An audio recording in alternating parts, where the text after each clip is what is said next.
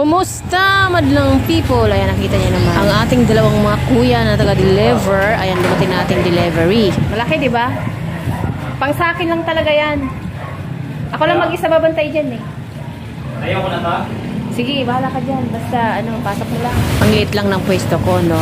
Pero kasi ako lang naman kasi magbabantay dyan. Pala ang aking first baby, Ate Fe Mix Feed. Siyempre, puro pang animals yan, no? Pero bukas pa talaga ang aking grand opening. Sandali nga lang lapag natin dito kasi makiusyuso tayo doon sa labas. Okay na ba, mga kakalkag? Ang importante lang naman dyan is okay yung beauty natin. Kitang-kita yung mga dalawang kuya natin. Yun lang naman. Shout out kay kuya na very strong. 50 kilos yan. Sa bagay, sanay naman silang magbuhat ng ganyan sako-sako. Panunuorin ko lang sila. Pero mga guys, sa totoo lang, first time kong magbukas ng ganito or magbantay ng ganitong tindahan. Kaya good luck sa akin. At saka, syempre, sa mga customer ko din kasi asabay nga nila dito, marami daw mga taong sabongero. Tsaka, nag-aalaga ng mga kalapati. Malay mo naman, dito ako yumaman.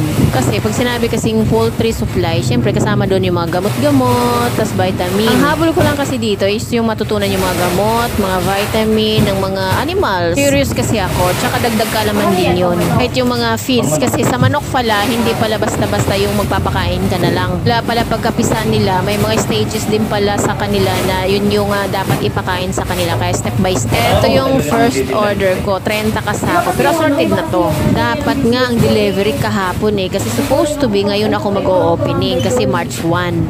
Delay pala ang delivery kaya ako na lang mag-a-adjust. So ngayon ang dating March 1, so bukas ang opening March 2. Ngayon ako muna magbabantay kasi syempre obserbahan pa. Talaguin muna, tapos kapag kaya na niyang bumuhay ng tagabantay, siyempre ipababantay ko sa iba. Kasi ang ating yung kulot, siyempre maglalamierda din. Hapon na nga sila dumating kaya ang mangyayari ngayon mag-overnight.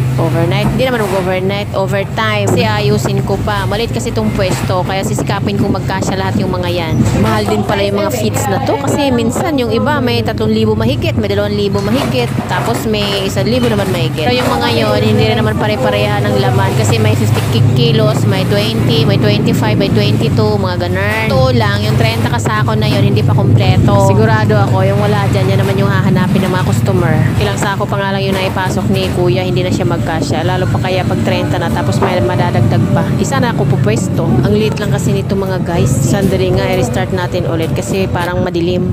Ayan na, maliwanag, di ba? Ito kasing pwestong nakuha ko, dito ito sa kahilera ng Talipapa. So ngayon, pag mga ganun kasing lugar, wala kang makikitang mura. Lahat yan mahal. Sa marketplace ko lang din ito nakita. Meron naman akong nakita na mas mura, kaya lang nandoon sa bandang bundok na, sa may Boso-Boso. Di syempre, ang layo naman na nun.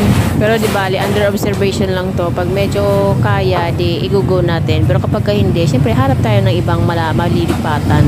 Di ba, dami ko nang sinasabi dito, pero yung mga kuya hindi pa sila tapos magbaba. Sunod kong gagawin kasi dito sa tindahan na to, lalagyan ko siya ng mga layer kasi nga ang sunod ko namang bibilhin is yung mga vitamin at saka yung mga gamot. Syempre naman yung mga gamot na bibilhin ko is upon request by customer syempre. Kasi kung hindi naman nila hinahanap bakit ako mag-i-stock? Kaya paplanuhin ko kung anong gagawin ko dito sa wall kasi kailangan occupied yung mga yan. Kasi kung empty, pangit kasi tingnan sa labas.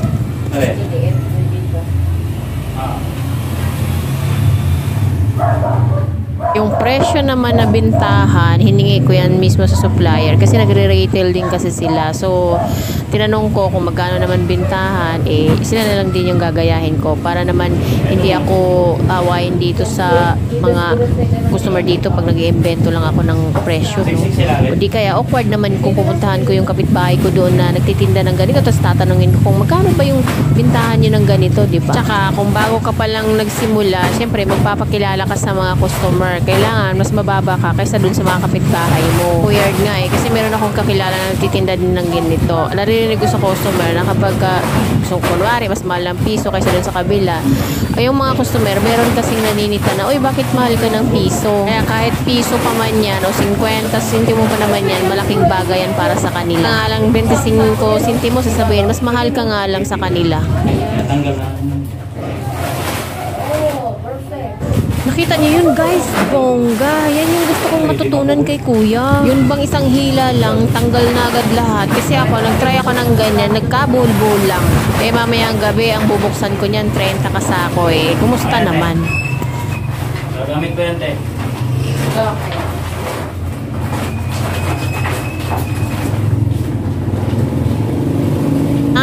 So ganun pala yun. Kailangan ibuhol pala yung puwet nung sako. Tapos pala nun, kapag tinayaw mo, hindi agad natutumba. Yun pala yun, ang talino naman ni kuya. At syempre, gagayahin ko yan.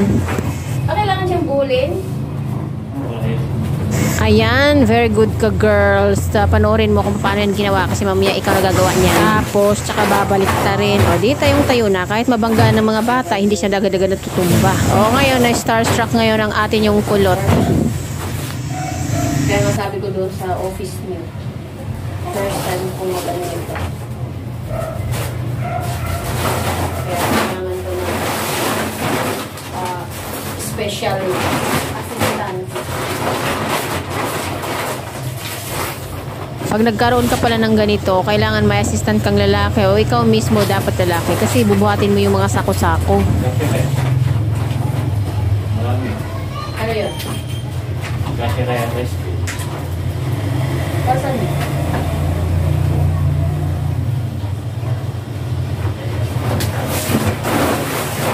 Nakakatulala yung mga talent nila, di ba? Kaya lang, ang order pala dito ay sa kanila, sa supplier natin is 2 to 3 days. Kaya kailangan, kung mga 3/4 na sasako yung stock mo, mag-order ka na agad. Kasi schedule pala nila yan for delivery naman. Pero ang plano ko naman kasi, like kung mawari, pa isa-isang sako lang naman, paubos na, pwede ko naman siyang saglitin doon na nakamotor. Para alam mo yun, continuous pa din yung operation natin. Kasi ang order naman is may limit pala or minimum ng 10,000 pesos. Pero alam nyo mga guys, ang maganda kasi nga matutunan mo dito is matutunan mong magpahalaga sa mga maliliit na bagay. Kasi imaginein mo, ang benta lang kasi nito is magkano nga lang naman kung tutusin, i-compare sa mga malakihang negosyante or business, nagbi-business, barya-barya lang naman to. Pero alam mo yung hard work kasi, mag-exert ka talaga ng effort at saka force. Kaya napakahalaga ng kikitain mo na barya-barya lang o tutubo ka ng mga papiso-piso lang, napakalaking halaga. Kaya yung mga barya-barya ko sa bahay na gumugulong na lang, yung papiso-piso, 5 piso na nasa sahig na kakalat, kailangan ko ipunin yun kasi nga panukli nga. Tsaka mga customer dito, mahalaga sa kanila yung piso-piso, mataas ka nga lang ng piso sinisita na or kulang ka nga ng piso, kailangan bibigay mo talaga yun. So malaking bagay yun, napakahalaga ng barya. Tsaka ang gusto ko lang dito, yung marami kang makakasalamuhan na tao, iba-ibang klase ng tao. Kaya wini-wish ko nga dito, sana yung mga nandito mga tao or magiging kapitbahay ko mababait naman sila sa akin. Syempre, kailangan ako muna mabait sa kanila para hindi nila ako susungitan. Kasi syempre, hindi ako taga rito, no? Teka, daldal ako ng daldal dito na kailang sako na ba ito si kuya? Parang tagal naman yung matapos. Huwag pala natin siyang madaliin. Baka mamaya ako yung pabubuhatin niya yan. Ako na, loko na. Bigyan na ito sa ilalim. Oo, tama. Kasi, ano naman siya naka-partition naman na siya no? Hindi na siya sandok-sandok Hindi, tatanggalin mo rin to yung sako niya. Paisa-isa kasi yung bili niya Kapak siya. Tama. Excited na ako. Parang gusto kong overnight dito mamaya. Uwian lang din kasi ako. Yung pinasok ni kuya, mga nakapak na. Yung naka-fix na siya as in per kilo. So, hindi ka pwedeng tumingi-tingi ng ganon. Pero meron din naman akong in-order na pwedeng kung bumili ng konti na lang pala kulang, malapit na matapos. Sa totoo lang mga guys, parang na-excite na akong i-operate siya kasi nga nakikita ko yung mga stock, kailangan ko nang gawin ng ganon. Pero bukas na nga lang para tuloy-tuloy yung trabaho. Kasi mamayang gabi, mag-overtime ako, i-arrange ko lang sila tapos tatanggalin ko tong mga tali ng sako, yung nakatahi. Nako, baka sumubra na tong video ko. Wait lang. Hindi, ayusin na lang natin kasi bawat bagsak ni kuya kasi umaalog. Baka kasi mahulog, mabasag naman lalo. O, diba? Sabi ko na nga. Ayan, mga guys, kunti na lang. Pag nakita mo na yung mga stocks mo, parang na-excite ka nang iayos, no? Yung i-arrange na silang lahat. Sa totoo lang, wala akong idea sa mga yung kinakain ng manok na yan. Uy, shout out sa iyo, boss. Ayan, ito po yung taga-deliver natin. At the same time, driver. Kaya mga guys, magiging tropa pips na natin to, si kuya. Yun nga kasi yung gusto ko, yung marami kang nakikilala, marami ka pang makikilala, ganun ba? Pero sa totoo lang, hindi ko pa alam mga pangalan nila. Yes.